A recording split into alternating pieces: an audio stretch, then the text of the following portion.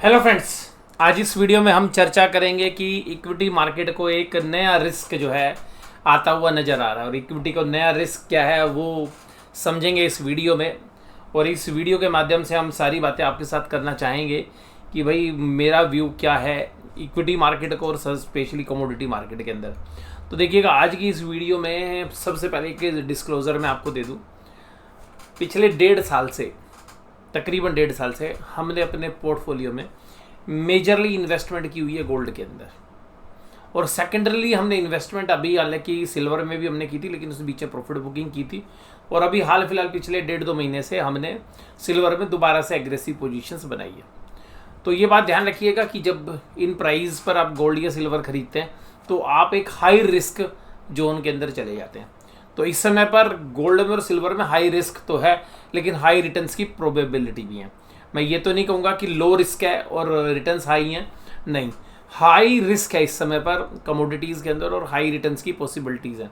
High risk और high returns की probability में ये होता है कि आपका पैसा यहाँ से 15-20% डूब भी सकता है, और बनने के लिए जब आएंगे तो इतना पैसा बन भी सकता है और इससे कहीं ज़्यादा भी। जैसा आप लोग जानते हैं कि जितने भी ब्रोकरेज हाउसेज हैं वो सब गोल्ड या सिल्वर के ऊपर इंटरनेशनल, इंडिया की बात नहीं कर रहा हूँ, सब बुलिश हैं। इंडिया वाले कभी बुलिश होंगे नहीं, सरकार उनकी टांग खींच लेगी। क्योंकि देखिएगा, इंडिया के अंदर जितने भी म्यूचुअल फंड्स हैं वो सब इक्विटी बेस्ड है मेजरली, तो उनका भैया धंधा आता है इक्विटी से। अगर वो गोल्ड की या सिल्वर की तरफ इन्वेस्टर्स का रुझान करेंगे ना तो उनका धंधा खतरे में पड़ जाएगा। तो इसलिए वो कभी बोलेंगे ही नहीं। और मैं पिछले 1.5 साल से यही बात आपके साथ चर्चा करता रहा हूँ कि भाई देखिएगा, इक्विटी बहुत महंगी है, और हमें लगता है कि जो करेंसी प्रिंट हुई है पूरे वर्ल्ड में कोविड के समय पर और उससे पहले भी अगर हम देखें तो जो डॉलर छपे हैं वो गोल्ड बैक्ड नहीं है, यानी कि उनकी जो नोट छापे गए हैं उतना गोल्ड यूएस के पास नहीं है। तो अल्टीमेटली जो लिक्विडिटी आएगी, जब जो पैसा छपेगा और जो छपा है उससे क्या हुआ, इक्विटी को चेज़ किया पहले, लेकिन इक्विटी जब एलिवेटेड प्राइस पे और हो गए तो मार्केट में जब रिस्क बढ़ गए तो देखिएगा प्रीसियस मेटल का चलना लाजमी था और वो चली भी। अब यहाँ पर देखिएगा एक फियर ऑफ मिसिंग आउट वाली जो थ्योरी है वो काम कर रही है गोल्ड के लिए भी और सिल्वर के लिए भी। यानी कि अब चारों तरफ चर्चा जो है गोल्ड और सिल्वर के बारे में है। और मैंने अपने अल्फा मेंबर्स के साथ ये बात करीबन 6-8 महीने पहले भी चर्चा की थी। मैंने कहा अभी गोल्ड की और सिल्वर की तेज़ी तो भी बाकी है, और जब गोल्ड और सिल्वर में तेज़ी हो जाएगी तब आप देखिएगा कि सारे सोशल मीडिया प्लेटफॉर्म पे, न्यूज़ चैनल्स में, अखबारों में एक ही चर्चा होगी, भैया आपने गोल्ड क्यों नहीं खरीदा, गोल्ड में और भयंकर तेज़ी, सिल्वर में और भयंकर तेज़ी, ऐसी चर्चाएँ रहेंगी। और वो चर्चाओं का समय देखिएगा अब आ गया। लेकिन इसी बीच में जेपी मॉर्गन के चेयरमैन ने ये कहा, यानी कि हम ये कह सकते हैं कि जेपी मॉर्गन की तरफ से एक बात है कि यहाँ पर गोल्ड और सिल्वर के अंदर निवेशकों को रिस्क समझना चाहिए। यहाँ पर एक हैवी रिस्क हो सकता है और एक बबल टाइप की सिचुएशन बन रही है। हालांकि मेरा मानना थोड़ा सा डिफरेंट है। मैं ये मानता हूँ कि गोल्ड और सिल्वर के जो फंडामेंटल्स हैं वो अभी भी मजबूत है, और रीज़न ये है कि जो करेंसी प्रिंट हो रखी है और जो रिस्क है करेंसी का, और जो करेंसी के अंदर जब से ट्रंप ने टैरिफ की ये लड़ाई छेड़ी है तो सारी कंट्रीज़ को बात समझ में आ गई, भैया ट्रंप की बात और जो है वो कुछ भी हो सकती है, ट्रंप की बात और कुत्ते चढ़ी बारात। तो कहने का मतलब है कि कभी भी कुछ भी पलट सकता है, कुछ भी कर सकता है। लेकिन सारी कंट्रीज़ को बात समझ में आ गई कि भैया ये ट्रंप नाम का जो व्यक्ति है ना, ये एक ऐसा प्राणी है, ये हमारे को ना जब तक ये रहेगा ट्रबल में रखेगा। तो सारी कंट्रीज़ ने समझ लिया कि भाई अब यूएस पे भरोसा नहीं करना है, हमें अपना ट्रेड करना है, व्यापार करना है, कर लेते हैं। ठीक है जी। अब सीधी सी बात ये है कि बाकी जो कंट्रीज़ हैं वो अब प्रोटेक्शन की तरफ जा रही है कि भाई अपनी इकोनॉमी को भी तो प्रोटेक्ट करना है। अगर यूएस वाले अपनी इकोनॉमी को ट्रंप जो है प्रोटेक्ट करने की बात कर रहे हैं तो भैया इंडिया हो, चाइना हो, बांग्लादेश हो, या छोटी कंट्रीज़ हो, बड़ी कंट्रीज़ हो, सब कह रहे भैया हमें अपने आप को तो प्रोटेक्ट करना है। तो जिन कंट्रीज़ के लिए ज़्यादा एडवर्स हुआ वो ज़्यादा चिंतित है। तो अब ये जो एडवर्स वाली सिचुएशन है तो सब लोगों को ये पता है कि भाई जब ट्रंप जो है या यूएस जो है वो हमारे को चैलेंज दे रहा है तो हम उसकी करेंसी को क्यों अपने पास रिजर्व के रूप में रखें। तो सारी कंट्रीज़ उस करेंसीज़ को जो कि इंटरनेशनली डॉलर को अपने सेंट्रल बैंक्स रिजर्व करेंसी के रूप में रखती हैं, तो सारी जो मेजर सेंट्रल बैंक्स हैं वो सब ये कर रहे हैं कि डॉलर्स को डिस्पोज ऑफ कर रहे हैं और उसकी जगह गोल्ड को रिप्लेस कर रहे हैं। जो छोटी कंट्रीज़ हैं वो सिल्वर को भी रिप्लेस कर रही हैं। तो गोल्ड और सिल्वर के फंडामेंटल्स अभी भी मजबूत है। लेकिन ये जो 2 हफ्तों के दौरान मैंने भी गोल्ड के मूव देखे हैं पिछले 2 हफ्तों के दौरान, ये थोड़ा सा ऐसा तो लग रहा है कि भाई ये थोड़ा सा अनरीजनेबल बढ़ गया है, लेकिन हमें कोई चिंता नहीं है। चिंता ये नहीं है कि थोड़ा सा करेक्ट हो जाएगा भैया, थोड़ा सा करेक्ट होके फिर कंसोलिडेट होके ऊपर चलना शुरू हो जाएगा। बट लॉन्ग टर्म व्यू मेरा गोल्ड पे अभी भी काफ़ी बुलिश है। और हम ये मानते हैं कि जब हमारे सेंट्रल बैंक गोल्ड खरीद रहे हैं, यानी कि रिजर्व बैंक ऑफ इंडिया जो सरकार को सबसे बड़ा डिविडेंड देता है वो गोल्ड खरीद रहा है, तो वो तो कोई गलत काम तो नहीं कर रहा होगा, तो अल्टीमेटली वाइज डिसीजन ही होगा। तो जब वो खरीद रहा है तो आम पब्लिक क्यों ना खरीदे। अब पब्लिक आ गई है गोल्ड खरीदने के लिए, पब्लिक आ गई है सिल्वर खरीदने के लिए। सिल्वर तो देखिएगा इंडस्ट्रियल मेटल भी है। तो अब लोगों को ये बात समझ में आ रही है कि भाई अभी इक्विटी छोड़ो और गोल्ड और सिल्वर को पकड़ो। और जब ये बात पब्लिक को समझ में आ रही है तो जितनी भी एसेट्स मैनेजमेंट कंपनियां यानी कि जो म्यूचुअल फंड्स चलाती हैं, जो सरकार है उसके सर में दर्द हो गया है। उनको दर्द क्यों हुआ है? देखिएगा एएमसी को तो सर में दर्द इसलिए है कि देखिएगा ईटीएफ से तो पैसा आएगा, जो गोल्ड या सिल्वर के ईटीएफ है वहां पे तो बाइंग आएगी, वहां से फीस आएगी भी, लेकिन जो मेजर रेवेन्यू आता है उनको इक्विटी ओरिएंटेड फंड से आता है। और पब्लिक को ये समझ में आ गया कि भाई अब हमारा इक्विटी का एक्सपोजर बहुत ज़्यादा हो गया, अब हमें गोल्ड या सिल्वर में भी पैसा लगाना है। तो जो नया पैसा है वो सबको समझ में आ रहा है कि भाई नया पैसा अब इक्विटी में नहीं डालना, अब डालेंगे सिल्वर या गोल्ड में। हो सकता है कि आप थोड़ा सा लेट हो गए हो, लेकिन अभी भी एक जिनका लॉन्ग टर्म व्यू है 2 या 3 साल का, मुझे लगता है कि अगर सिप के माध्यम से पैसा आएगा तो शायद एवरेज हो जाएगा, यहाँ से अगर एक अच्छी खासी हल्दी करेक्शन भी आएगी तो भी। लेकिन म्यूचुअल फंड्स को लगता है कि यार हमारा तो कमाई का धंधा बंद हो जाएगा अगर सब लोग गोल्ड या सिल्वर की तरफ चले जाएंगे और ईटीएफ में पैसा लेंगे, एसजीबी से पैसा खरीदेंगे, फिजिकल खरीदेंगे, तो अल्टीमेटली इक्विटी को तो रिस्क हो गया। अभी देखिएगा एफआईज की सारी सेलिंग को कौन रोक रहा है? Mutual funds. और म्यूचुअल फंड कहाँ से रोक रहे हैं भाई? हमारा आपका जो सिप जा रही है वो। अब वो सिप जाने वाले लोगों को भी समझ में आ रही बात, अरे यार इक्विटी में पैसा डालते हैं यार, पिछले 2-2.5 साल से पैसा ही नहीं बना, अगर हमने गोल्ड में डाला होता तो बढ़िया पैसा बना होता हमारी तरह। तो हमारे की रिटर्न्स बढ़िया हैं, हमारे पोर्टफोलियो भी पॉजिटिव हैं, रिटर्न्स भी बढ़िया हैं, गोल्ड में हमारा एक्सपोजर भी बढ़िया है। अब तो हमने सिल्वर में भी ठीक ठाक एक्सपोजर कर लिया। ये डिस्क्लोजर है कि भाई कभी आपको लगे कि सर इसलिए गोल्ड या सिल्वर की तारीफ कर रहे हैं कि अपने पास है, नहीं, मैं एक डिस्क्लोजर आपको इसीलिए दे रहा हूँ भाई, अपना विवेक लग का यूज़ करें, अपने एडवाइसर सलाह लें, तभी कोई खरीदे बेचे, इसको केवल एजुकेशनल वीडियो समझे। तो ये जो शिफ्टिंग होगी ना, ये कोई चैनल नहीं बोलेगा आपको। कोई म्यूचुअल फंड का फंड मैनेजर, अगर आप किसी से इंटरव्यू भी करेंगे ना किसी फंड मैनेजर से, और उससे कहेंगे जी गोल्ड और सिल्वर पर क्या व्यू है, ये पोर्टफोलियो में होना चाहिए नहीं होना चाहिए, पहले तो वो मरी जवान से बोलेंगे कि जी होना तो चाहिए थोड़ा बहुत।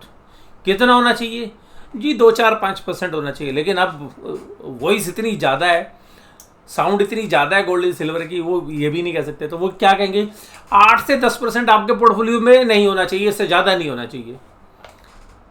लेकिन आप ध्यान रखिएगा कि गोल्ड ने ना इक्विटी को भी आउट परफॉर्म किया है, शॉर्ट टर्म में, लॉन्ग टर्म में और मीडियम टर्म में, तीनों टर्म्स के अंदर।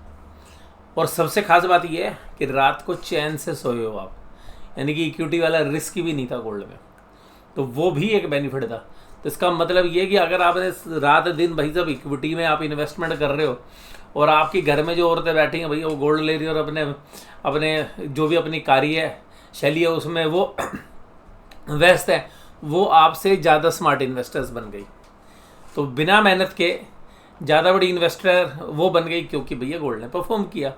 और गोल्ड तब तक परफॉर्म करता रहेगा जब तक करेंसी छपती रहेंगी, और जब तक फीट करेंसी यानी कि जो गोल्ड बैक्ड करेंसी है वो नहीं छपेंगी, तब तक इस तरीके का माहौल गोल्ड में रहने वाला है।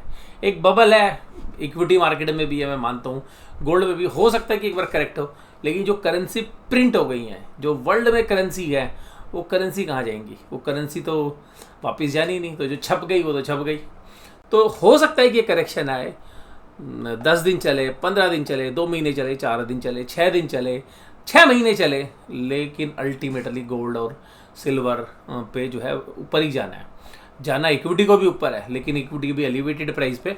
तो हमें जो अगला रिस्क लग रहा है, जिसके दम पे आज तक म्यूचुअल फंड्स जो है एफआईएस को सेलिंग को रोक रहे हैं, वो हमारे लिए भी नुकसानदायक है, क्योंकि हमारी कंट्री की वर्थ गिरती है। और जो भी हमारे पास इक्विटी पोर्टफोलियो भी है, ऐसा नहीं है कि बिल्कुल जीरो है, तो इक्विटी की वैल्यू हमारी गिरेगी, वो भी एक रिस्क है।